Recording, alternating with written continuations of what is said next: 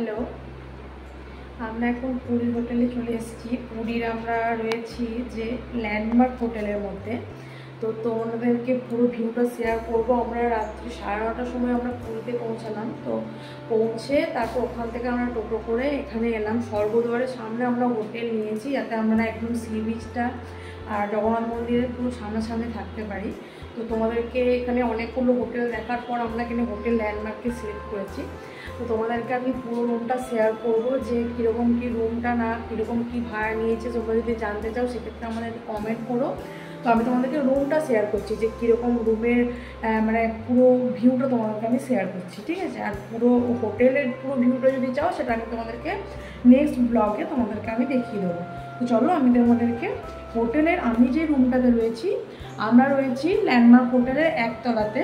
তো আমি তোমাদেরকে রুমটা শেয়ার করছি।